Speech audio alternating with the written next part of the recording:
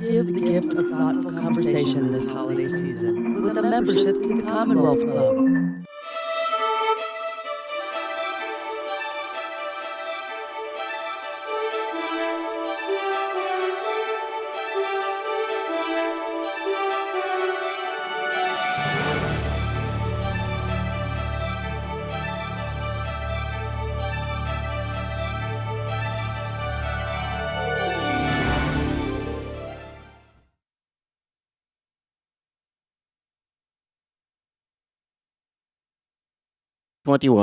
At the Commonwealth Club of California.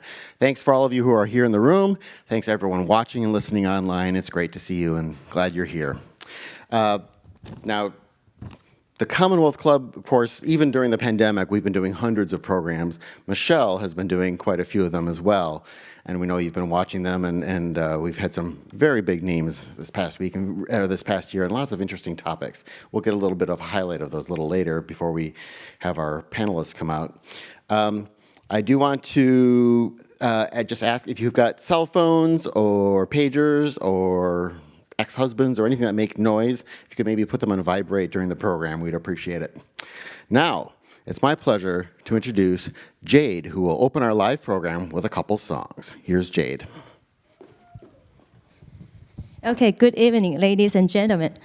So first, I would like to thank you, Michelle, for having me tonight here. And it's an honor to perform. It's not my first time here, but it's first time on the stage. So everyone, please show me your warm applause. Okay, I'm gonna sing a couple Chinese songs. I don't know how many of you understand Chinese, but I hope you enjoy the music.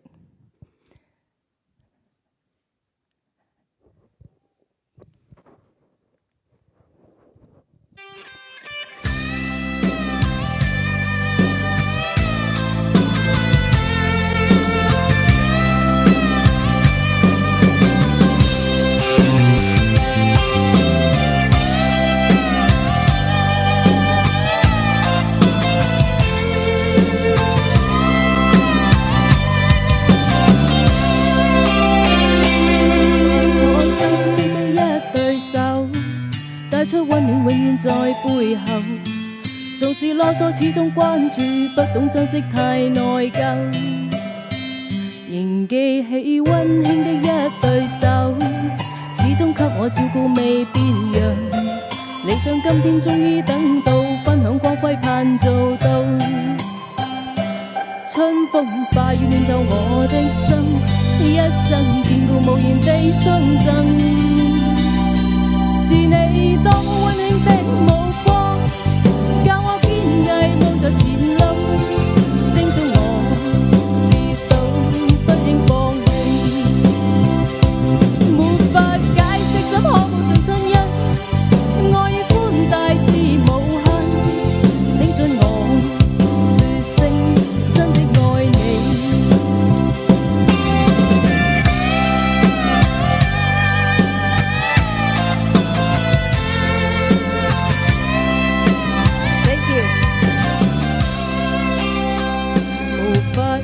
相識的一對手，帶出溫暖，永遠在背後。縱是囉嗦，始終關注，不懂珍惜太內疚。仍記起溫馨的一對手，始終給我照顧未變樣。理想今天終於等到，分享光輝盼做到。春風化雨暖透我的心。 一生眷顧無言地相贈，是你多麼溫馨的目光，教我堅毅望着前路，叮囑我跌倒不應放棄。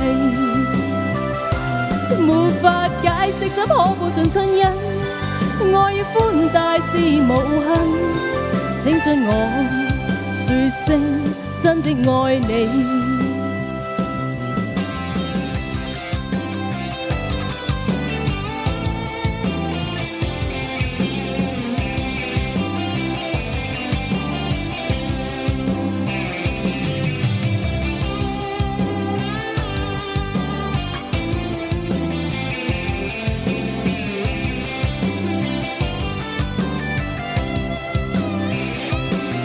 風化雨暖透我的心，一生見顧無緣地送贈。是你多麼溫馨的目光，教我堅毅望着前路，叮囑我跌倒不應放棄。沒法解釋怎可報盡親恩，愛與歡大是無限，請准我說聲真的愛你。是你多麼溫馨的目光，教我堅毅望着前路，叮囑我跌倒不應放棄。沒法解釋怎可報盡親恩，愛與歡大是無限，請准我說聲真的愛你。So actually this song is for mother. Say I love you, I really love you. I still feel so happy for you. You have such a great daughter, Michelle. Thank you, thank you. So one more song tonight. So everyone enjoy so far? I hope so. Okay. So one more song for tonight. It's an old song. I don't know how many anyone who here speak Chinese? Oh, you do. So you understand I'm singing a little bit. Okay. Okay, one more song.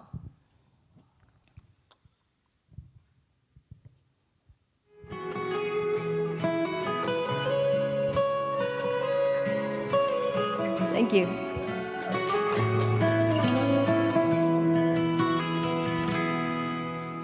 徐徐回望，曾屬於彼此的晚上，紅紅仍是你贈我的心中豔陽，如流傻淚，期望可體恤兼見諒。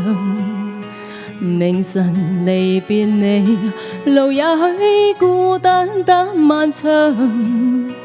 一瞬間，太多東西要講，可惜即將在各一方，只好深深把這刻盡凝望。來日縱是千千闕歌，飄於遠方我路上。來日縱是千千晚星，亮過今晚月亮，都比不起這宵美麗，亦絕不可使我更欣賞。因你今晚共我唱。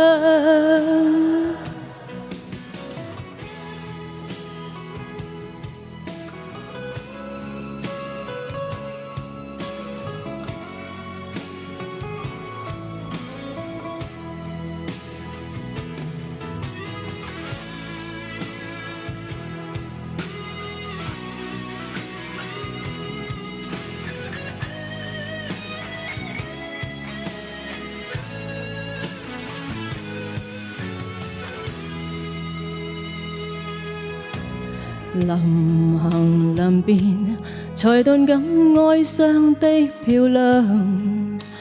原來全是你，令我的思憶漫長。何年何月，才又可今宵一樣？停留凝望裏，讓眼睛講彼此立場。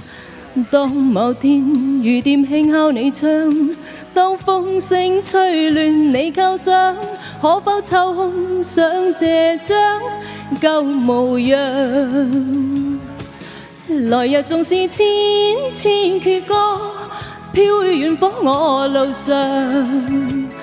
來日縱是千千晚星，亮過今晚月亮，都比不起這宵美麗，亦絕不可使我更欣賞。因你今晚共我唱。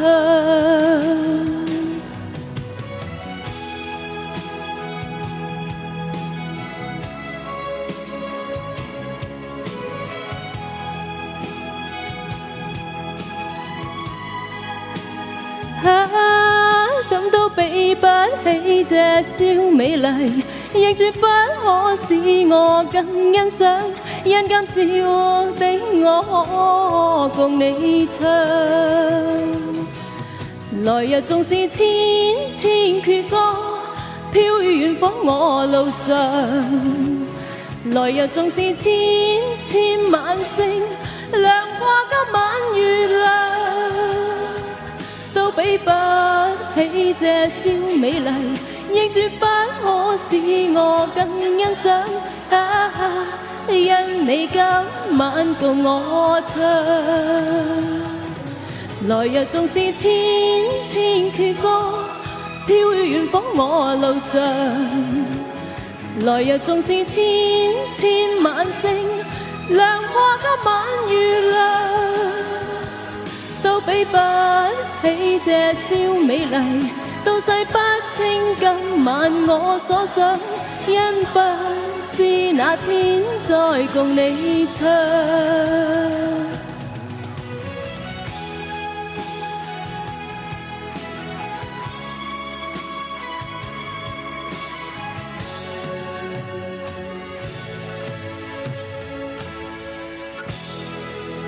Thank you everyone. Thank you for everyone. Thank you. Thank you, Jade. That was wonderful. So this is our year-end Michelle Meow Show program. We've been doing this every year since Michelle started doing her Michelle Meow Show here at the Commonwealth Club. This past year, Michelle and I got to co-host with her quite a few programs. We talked to some interesting people, great topics, and I think it's time we take a quick review of this and see what the highlights of 2021. So let's roll the video.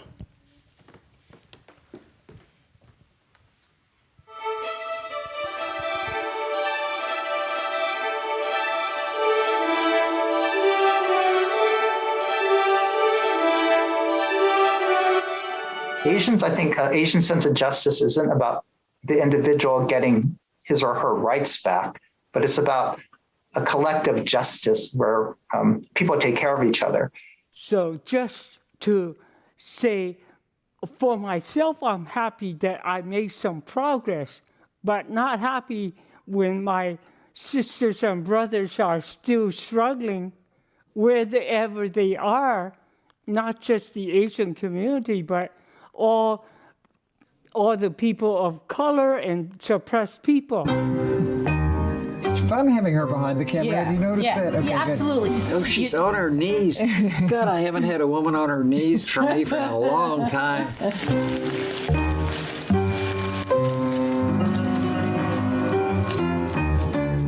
This is Sally Gearhart. But the more we get to know Sally, the more we realize that she was, as she said in her own words, I think it was her good friend, Morgaine, who told me, Sally used to tell people, I live in Northern California on a mountain of contradictions. Because it is rather difficult to get something tangible out of here to India. We still have 1 million masks sitting somewhere on some port. We don't know where it is. That someone donated. Funds always go a long way. But our community wants is that love, is that care, and someone showing up. Black communities have a long history of fighting for more people than ourselves because we understand very deeply that our livelihood and our survival is intertwined. And so I'm going to continue that in the spirit of APA Heritage Month. And I'm going to continue to make space and room for these conversations that need to be had. And I'm going to continue to do what, my mom and my grandma and all my family ever taught me, which is that we belong to each other. So if we want to get better as a country, we, and by we, right now I'm just talking to the majority of white people, we need to take responsibility, I didn't, I'm not responsible for slavery, no, but I need to be very honest about the fact that I've benefited from a system. And I think also the false belief is that white supremacy is enacted only by white people. because I'm part of it too. If white supremacy is the air that we breathe, if it's the water that we're all drinking, then we have to unlearn it. Every one of us needs to unlearn it and excavate it from within us. And for me, as a Muslim, as an Arab, as a citizen, and as a friend and as an ally, I will work every single day with our Asian community to get rid of that fever and to stand together and make things better. When I was coming out, I had no hope that we would ever have marriage equality. I had no hope that we would have employment equality. I think that legally, we've made such huge gains, and it's societally that the gains are a little less pronounced.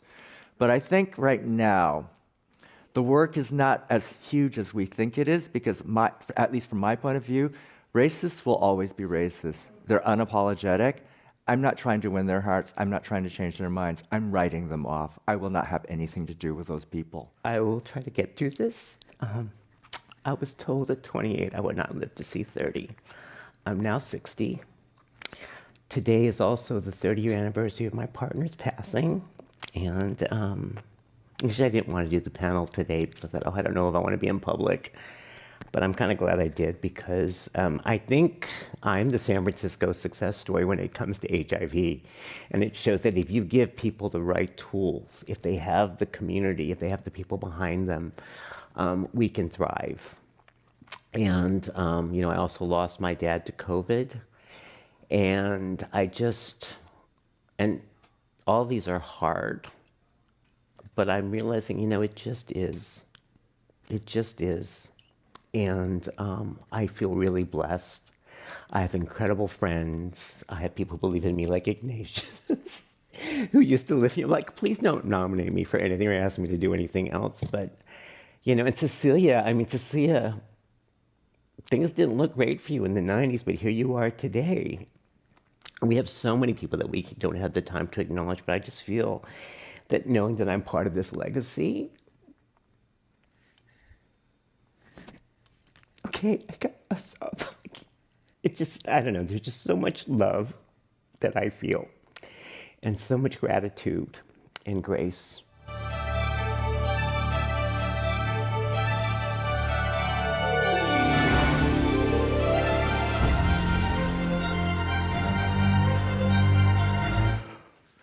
So it's December, but I'm going to use recent Thanksgiving holiday as an excuse to pass along some further thanks before we bring out Michelle and our guests tonight.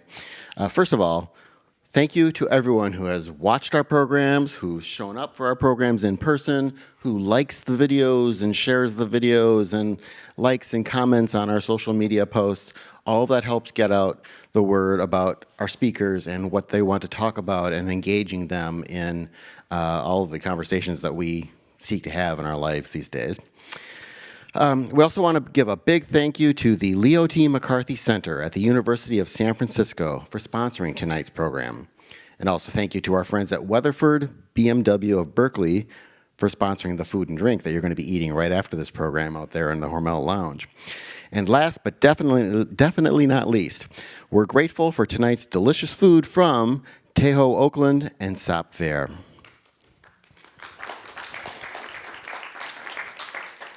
Now, it is my pleasure to introduce Michelle Meow, the producer and host of, you've guessed it, The Michelle Meow Show, and a member of the Commonwealth Club's Board of Governors. Michelle?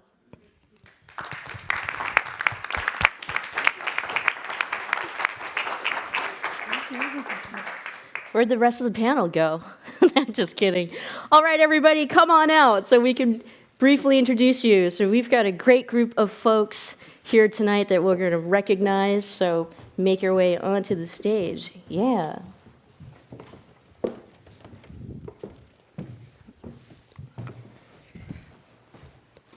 Awesome, awesome. Well, welcome everyone. Thank you so much for joining us for our annual end of the year program here. And like John said, thank you so much to everyone who's been a part of this journey and this ride. Now, it is without a doubt that it's been incredibly challenging for all of us, but this year I felt it was very important that we bring on members of our community, members of our LGBTQIA plus AAPI community, and to just rewind and also come together to get through the trauma and the challenges together, because we know that it has been extra hard for us. But these individuals up here powered through COVID-19 like we all have, and not only have powered through it, but have stepped up and have given back and have taken care of their community. And so I'm so excited to have them here with us. Let me briefly introduce to you all. We have Anjali Remy, who is the Executive Director of Parivar. Thank you so much for being here. Thank you. Michelle Mi-jung Kim, who is an activist, outspoken activist, by the way, and also an author. And during COVID-19, launched her book in which we did a program. You heard what she had to say. So author of The Wake Up, and books are available after tonight. And so we'll talk a whole lot more. Yes. Cesar Cadabas, who is a performing artist, and oh my goodness, can't wait to dive into what he's done during COVID-19, but basically has launched a one-man show and has a slew of many things that he does for the LGBTQIA+ community. Thank you, Cesar, for being here with us. And Denise Huynh, who is from Tae-Ho and kept us all fed even when things were shut down and closed. So thank you, Denise, for being here. Thank you. And last but not least, Jacqueline Vivian Chang, who's an artist and community member, and also has been very involved in the LGBTQIA+ community through corporate work. And we're excited to showcase her artwork tonight. Thanks, Jackie, for being here with us. Yeah. So, yeah, let's dive right into it. It has been a challenging year. Why don't each of you take a couple minutes or so and tell us, what was the pandemic like for you? Anjali? Well, good evening, everyone. And thank you, Michelle, for continuing to keep our voices going and uplifted. I think the pandemic has really changed our identities. So let me introduce myself, Anjali Remy, pronouns she, her, they, them. And I'm so many things, and the world has changed. Each one of us has been woven by the grief and the compassion and the empathy. For me, I don't think life would ever be the same again, and I'm trying not to be emotional. I stepped back into a country that I left 20 years ago to save my parents, who both had COVID. And angels like you showed up and gave us food when we literally had nowhere to go once we got back. And from a organization standpoint, I'm with Parivar Bay Area. We are South Asian trans-centering, trans-led, but we are with a global mindset, very local in California. And we had to step up and save hundreds and thousands of trans hijra lives. First, globally, and starting in India, then Guyana, and the work continues. And what we've really been able to see, sadly, is that the further marginalization, further isolation continues of our intersectional existence as being API, queer trans folks. Thank you, Anjali. Michelle Mi-jung. I mean, no big deal. You wrote a book during COVID-19. Oh, man. Thank you for this space, and thank you for the work that you all do. I'm a huge fan of all these folks, and thank you for being here on a Friday evening. My name is Michelle Mi-jung Kim. I use she, her pronouns. And what a big question. How's the pandemic's been? It feels like one thing that I want to acknowledge for myself and for so many other people is that too many people did not make it through the pandemic. And I just saw the most recent number for the US being 800,000 deaths so far. And when I think about that, so my grandmother, my last living grandmother, passed away this year in January. And I remember the kinds of folks who came to the funeral. And I think this is what Clint Smith also wrote about in his recent article about how each person's life can impact so many others, and how easy it is for us to forget the deaths that have occurred and for us to move on. So I grapple with that. I grapple with all the memories that I've made over the last couple of years and the things that I've been able to overcome and also not overcome, but also so many people who weren't given the opportunity to do so. So I just want to name that for myself because it's easy for me to forget and forget the gravity of it. And I think for me, this period has been such a period of trauma, but also reimagination. And I think about the quote by Grace Lee Boggs often, where she talks about how we need to reimagine everything.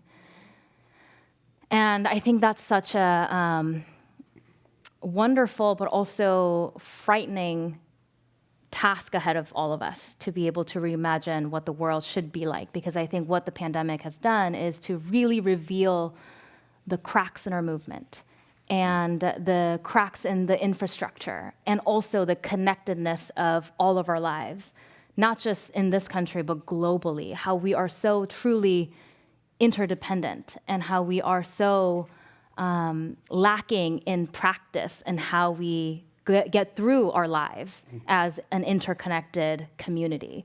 So I think that's what I've been thinking about a lot and grappling with in terms of what can we do with this reckoning in so many different ways, whether it was the racial reckoning or the reckoning that led so many of us to realize that we are lacking in so many things in order for us to survive together collectively. And also, I'm just so grateful for the community solidarity that I've been a part of and the resilience of our local community that showed up for one another and being able to be part of this type of space and celebration. So I'm honored to be a part of it and just really thankful. Great. I made Michelle cry when she did her program, and she's now making me cry. Will you take turns? So sorry. I was just waterworks that day. That is a big question. You know, I moved to San Francisco in the mid-'80s, and so this COVID is not my first pandemic. And there was a lot of historical trauma that was brought up. Seeing so much death, seeing so much suffering, seeing so much ignorance and fear. You know, and as an artist, and as somebody who leads an artist group, GAPA Theater, it's been a struggle to try to create art. But I remember this quote, Toni Morrison's. It says something like, "Now is the time for artists to create. This is how we move. This is how civilizations heal." And it is true. It's also very hard to acknowledge everything that you've gone through in a pandemic like this, and then all the social unrest that's been going on as well. COVID gave people a lot of time to think, and there was a lot to think about during these past couple years. Black Lives Matter, Stop Asian Hate, the unraveling of democracy. But it is. Thank you for creating, providing space today. We worked with Michelle this past year, GAPA Theater, and we've been grappling with what to write, what to create, what to put on stage, given what we do is storytelling and talk about what's happening in our lives. And to talk about what's happened in the last 2 years is very traumatic and there's a lot of struggle for it. And one of the things that we wanted to do is have community conversations about the pandemics, about the political upheaval, about the history with Asian and Pacific Islanders in this country. And Michelle graciously opened up this space to have 3 conversations, and it was just creating access for it was a tremendous gift. So I want to thank you for that. And yeah, the conversations on the GAPA Theater website, so take a look at those. Thanks.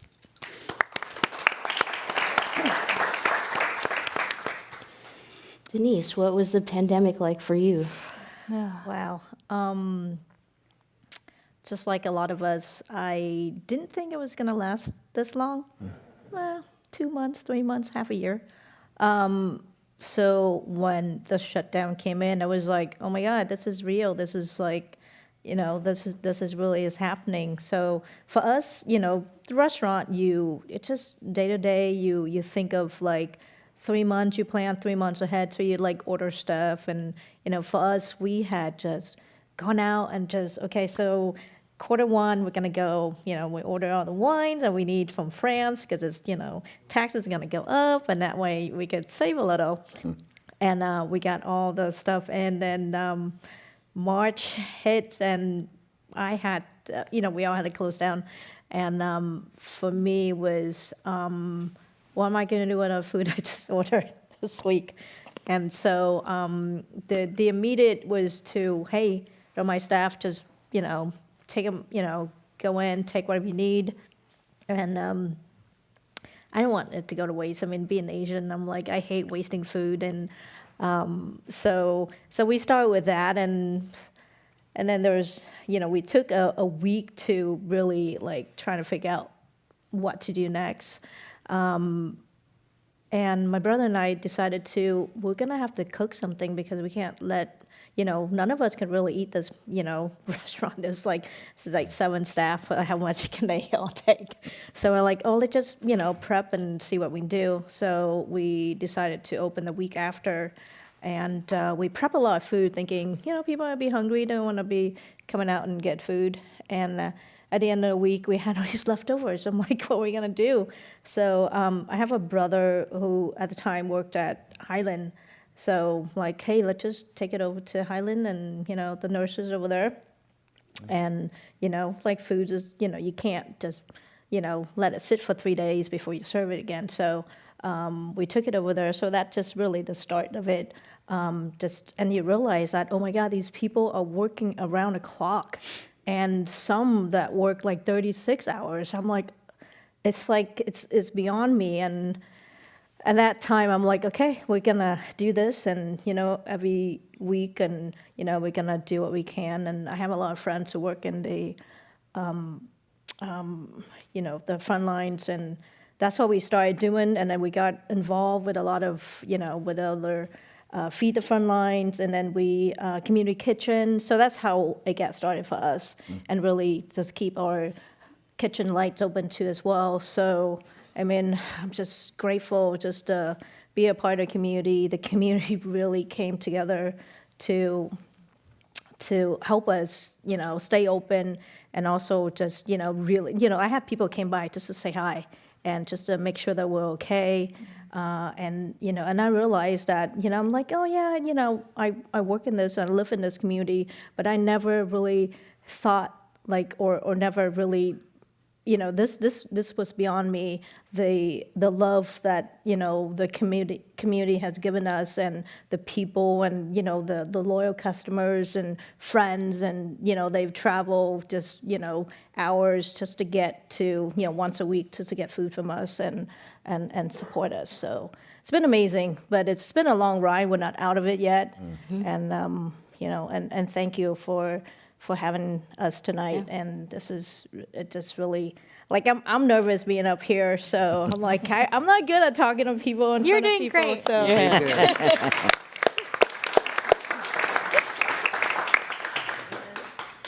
And Jackie. Oh gosh, what a question, right?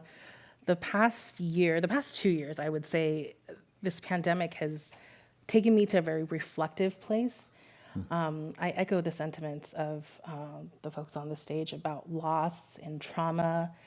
And just for me, I got to a place where I was starting to internalize a lot of the pain that we saw in the media and the news around us, the death toll rising every single day, the anti-Asian violence that was happening in my own community, in my own backyard, in the places that I frequented, not as a novelty, but as my lifestyle, right? And something actually happened to me early on in 2020 where I was held up at gunpoint, where it was an attempted robbery / carjacking. And I was lucky, of course, to get away with my life and my belongings. But what I realized months and months later is that it actually robbed me of my sense of security and safety and knowing what is right and wrong in the world and how to perform and how to show up every single day.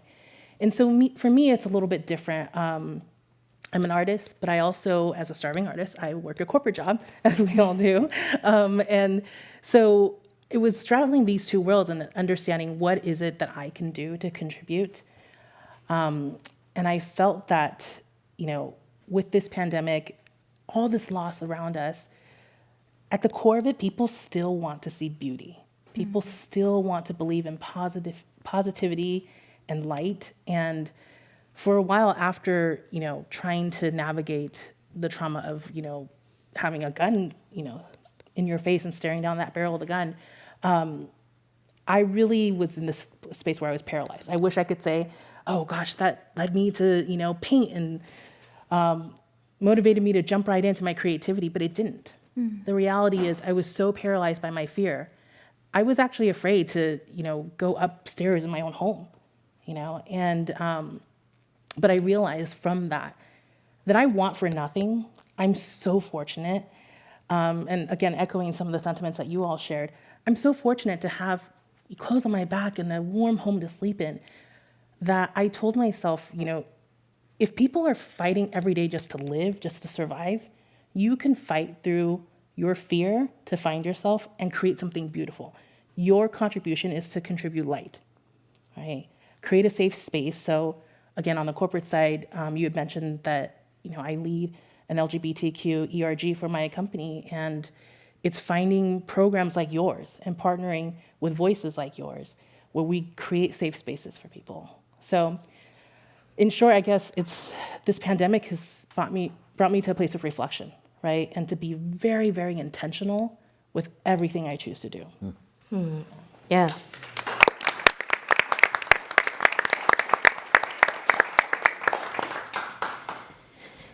Each of you have touched on, this part of us, this resiliency and also the inspiration just to kind of keep going. And we kind of take and borrow from each other, though. Like when one of us is depleted, the other one lifts us up. And so I'd love to hear from each of you kind of what kept you going. Where did you draw your inspiration from? Anjali. Hard one to follow after hearing their beautiful stories. And I think one of my biggest inspirations is right here. I think we need to give it up to Michelle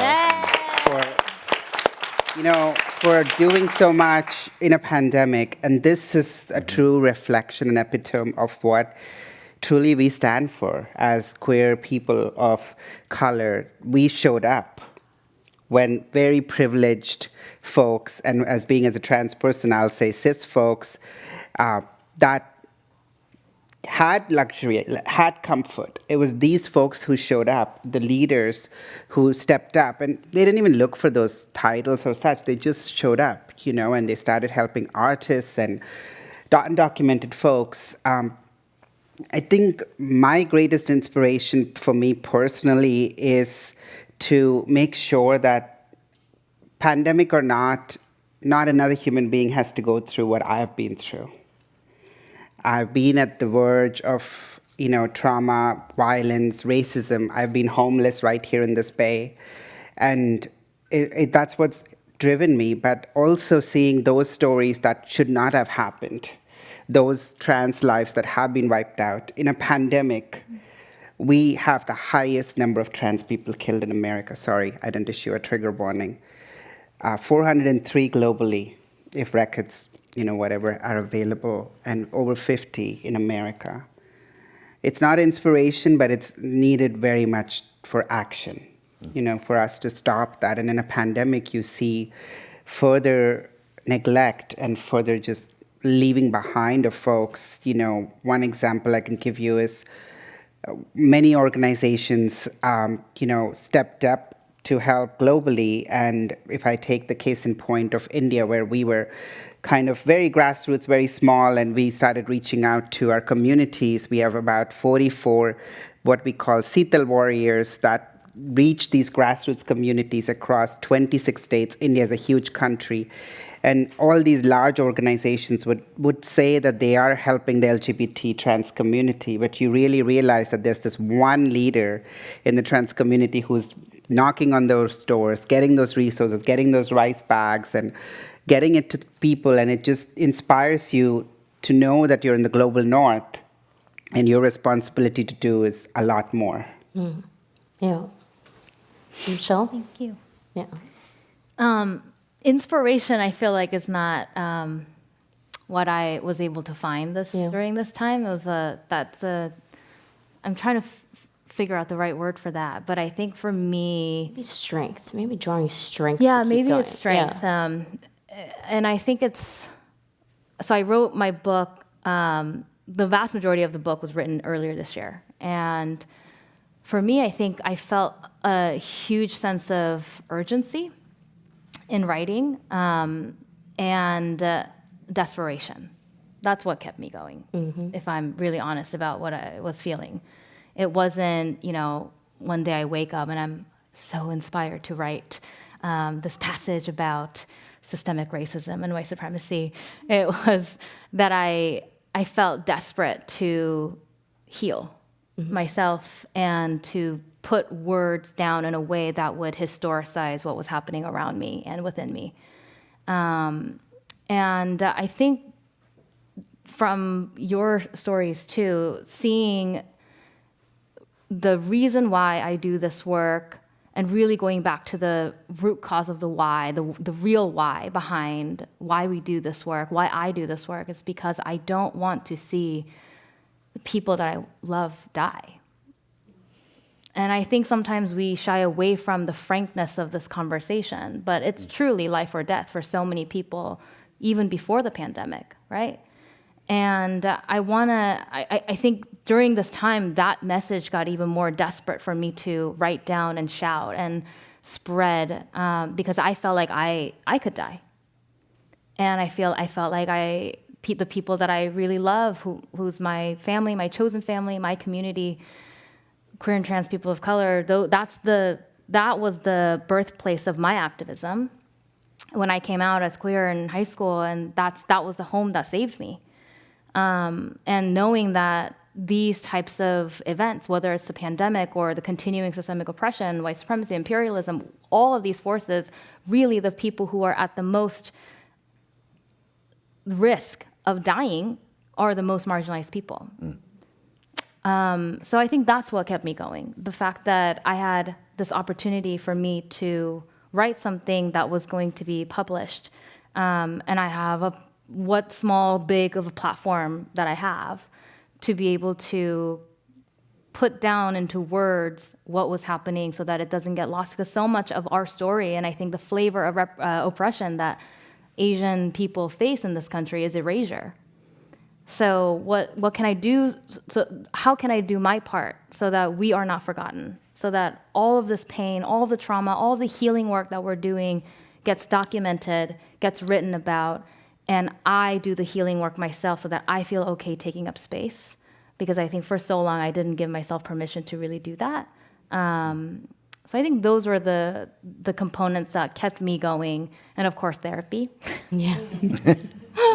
Weekly therapy session. And I talk about this in my book, where I think in order for all of us to heal, healing cannot be an individual burden to bear, right? That we need to actually create the conditions in which that we can heal, and conditions where the same type of violence doesn't continue to happen. Then how do we actually heal when we are continuously traumatized by the same violence over and over and over again? So I feel like part of what kept me going is also thinking about that. How do we actually create the conditions for us to be able to actually heal, not just through self-care, through a spa trip or bath bomb, but for good, sustainably. Mm-hmm.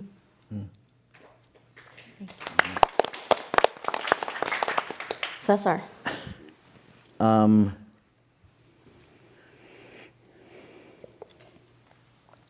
I think for me, it was just the fact that living through what we lived through with HIV and so forth and with COVID happening is that you have to find a way to respond.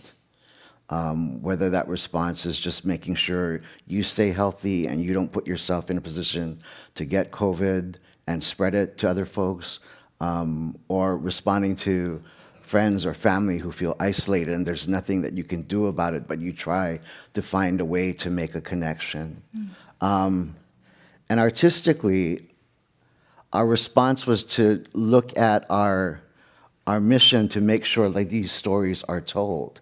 And I think what also moved me was people, and we, for performers, it was a total shutdown of our experience as storytellers, as actors, as performers, because everything got shut down. We could not perform.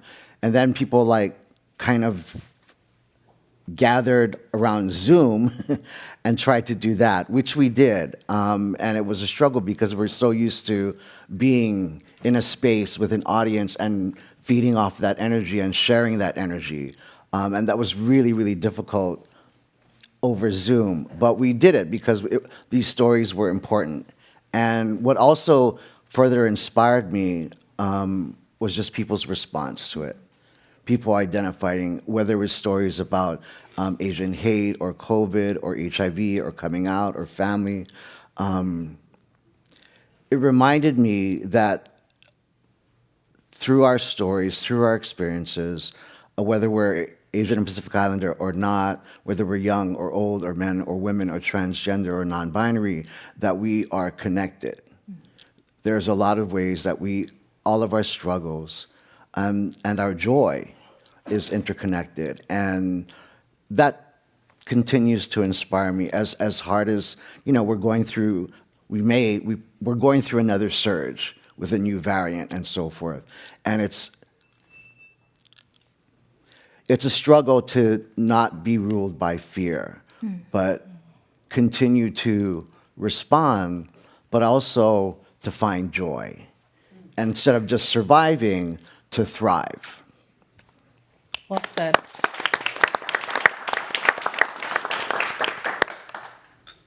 Well, that's hard to follow up with that. What inspired me really last year, not really it's inspired, I think it just, it's more about put your head down and just go to work, taking care of, the business and taking care of the people. So we were a three-man band, my brother and I, and one front of house staff, and we kept it going because we were afraid to put the older, my mother is 68, so, and the aunties in the kitchen, they're all in their 50s and 60s, so it's more about taking care of the family and not have them be out in the public and just, put their life in danger. And for us, which is, it's all about survival, and I felt it was a duty. It was more of just, this is what we do. It's not about, being better than anyone, or, it's about taking care of the business and taking care of each other. And it was a duty for us to, and I felt that as we start feeding people and the front line, it just, they're the people that came back and thanked us and wrote us, and it was overwhelming at first, but then that's really kept us going too, because I felt that was our duty. It's for us to step up, because when you think of restaurant, people are like, oh, just another restaurant.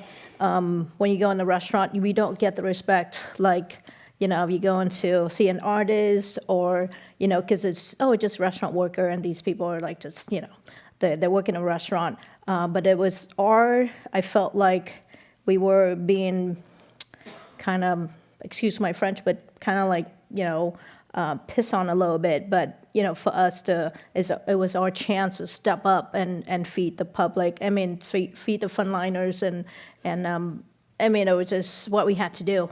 to keep it going. And a lot of restaurants in Oakland were doing the same thing. I mean, not just us in Oakland, but people really stepped to the plate and stepped up to the plate and really did what we had to do. So, I mean, survival, right? And just going to work and just being out there. And for us, being a queer woman-owned business, I had my flag up. It's, it was sort of like a thing of like, hey, we're here, we're queer, and this is this is our voice, and we're gonna do what we can to help out and just be a part of this.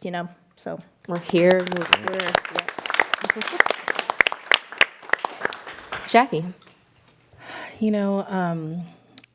Inspiration, similar sentiments. I don't know if that's really the word I would use, but I found it fascinating that in the political climate that we were in 2020, right, it took something so horrific that we all saw in the media for people to act, for people to get angry enough to do something about it. For the first time for a lot of people, right? They found activism during that time, which I applaud and commend and I welcome. But this is not new to our Black brothers and sisters, our BIPOC community, our whatever marginalized community you want to describe, right? This is not a new struggle. And so I was fascinated by the fact that it took something that horrific and grotesque to be a catalyst for people's action. And I thought to myself, well, why does it have to go there? Why can't we create something, turn all that anger and frustration and strife that people have and make alchemy with it, right? And so I thought that this is the time. This is the time, Jackie, where you have to figure it out. You can sit in your privilege and your guilt all you want, but get over it, right? Let's turn that into some alchemy that you are so angry that it took other people this long to figure out. So what are you going to do about it? That's what I told myself, right? And I really tried to use what I had at my disposal, what I had access to, because I know I'm so fortunate that I have a platform and a voice. But I tried to open that and bring people in, and more so in a way where these are the people who normally wouldn't engage in activism, right? These are the people that say, oh, I'm not political. We know those people, right? But everything is political. Everything is, right? You don't get the luxury of saying that and just hoping that things work out for you. And maybe you do. That's called privilege, right? But really, it was about that. And the other part was about not being okay with the status quo. I am, a Chinese immigrant, queer artist, person of color that happens to work in corporate America, but also happens to have a very activist heart. And so for me, it's about, I'm no longer going to just go along with, right? I'm going to make you hear me. I'm going to stand up for the people who cannot stand up for themselves. One of the things that absolutely broke me during this pandemic is seeing all of the anti-Asian violence against the elderly. It destroyed me because I saw my grandfather in that. I saw my mother in that. I saw, members of my community that are doing everyday things, something as silly and mundane as going to get a cup of boba and being spit on and punched in the face. And I couldn't imagine that, right? And so I used that and I turned that into alchemy, and I said, no more, right? I'm not gonna be quiet, and I'm not gonna not say things for your comfort, even if it is in a space where I'm not supposed to be political. So.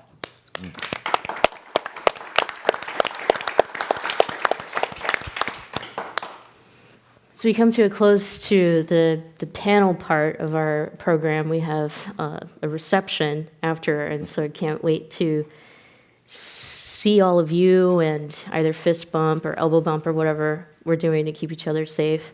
I have one last thing that I want to say, and then a last question for each of you. We'll take about 30 seconds each to leave folks with some last words. I drew inspiration from doing over I guess, over 100 programs total during COVID-19, virtual and dibble-dabbled in person, and going through the roller coaster of being able to, not being able to, putting myself at risk or not. The inspiration I drew were from people who are up here, people who are in the audience, my family, my community members, my neighbors, colleagues, every single person who had the will to live and to survive despite how incredibly challenging it's been. And so I know that we have some tough times coming up, that it will continue to be challenging, but what warms my heart is that I know that we're all here. And that's the whole point of it. We're supposed to take care of each other. There's no waiting for somebody else to do it or some higher power. This is it. We have us, and that is it.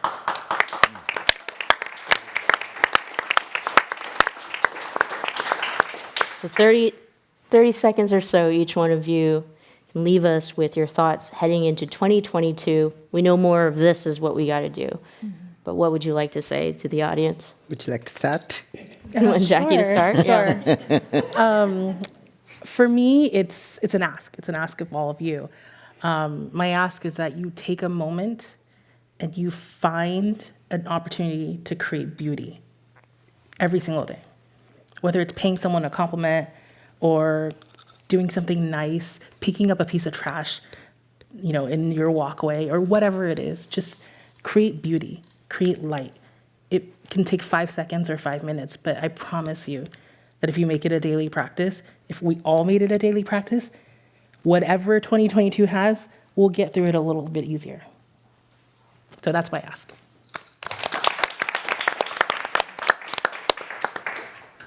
For me, I think it just be kind to each other, be kind to the people you see in the street, support the small business, your local businesses around you, because they need it. Starbucks don't need it, but your small coffee shop do. So that's where you make the difference, and that's how you help out and support the little people. So, and we'll get through this.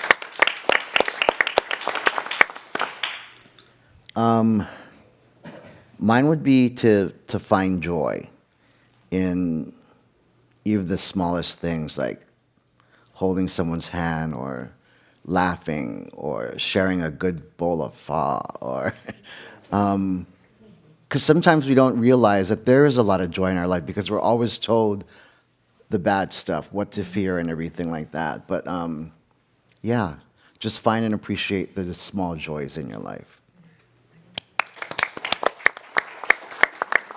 I love that one. I realized that I've been doing so much of this work from a place of incredible trauma and pain and desperation.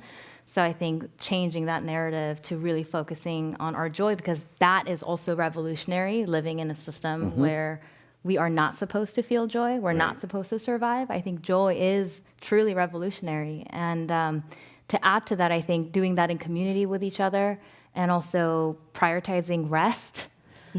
Who's tired? I feel like we all need to chill the F out.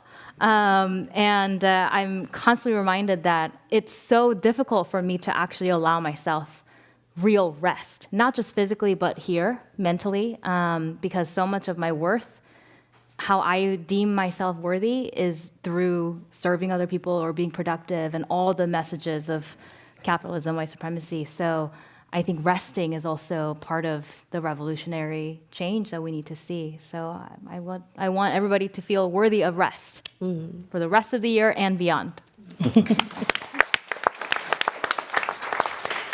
Wow. We all reacted and did things in the last 2 years based on two things, love and fear. I ask each one of you to start with love. The world isn't ready for many leaders. Definitely trans leadership, Black trans leadership is still very much marginalized, not seen. But there is a lot of love. my analysis says for every one hater, there's 3.2 lovers. So start with that. But when you start with that, then go to the next step and let's be less reactive. The pandemic showed us, and we need to be more proactive. And once you have that, be sustainable in your thought process. And finally, I'll say this quickly. You know, we are each one of us activists in our own way, and we can redefine how activism needs to look like.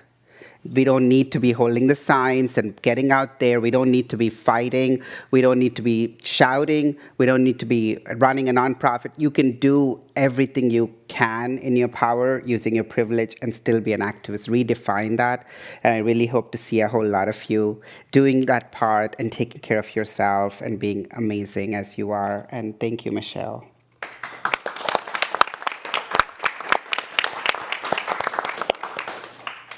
Thank you to all of our speakers who are here tonight and sharing your thoughts and your love. Let's give another final round of applause for our speakers. Anjali Rimi, Michelle Mi-Jung Kim, Cesar Cadabas, Denise Huynh, and Jacqueline Vivian Chang. We're about to start our reception, and so just a kind reminder, keep your mask on unless you're actively drinking and eating.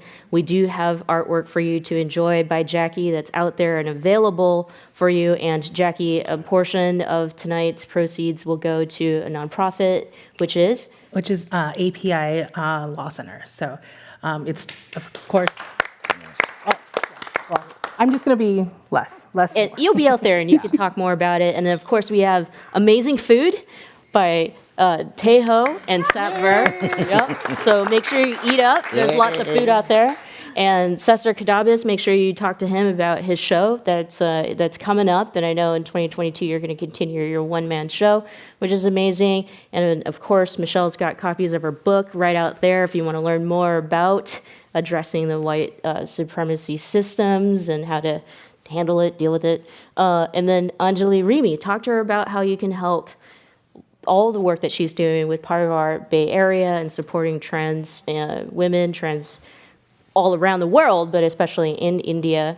I want to give a shout out to Kabir McNeely, who was on the show this year. He's an award-winning filmmaker and did films as a youth addressing mental health during COVID-19. Make sure you say hi to Kabir. Yeah. But there's so many more of you that we all should be saying hello to. Thank you all for joining us online. We will be back in 2022 with brand new programs, so you can check out all those programs at commonwealthclub.org/MMS. Thank you to our sponsors tonight, especially Weatherford BMW, who's a longtime sponsor. I've been with the Michelle Meow Show for, well, I guess if I answered how many years, then you'd know exactly how long I've been doing this.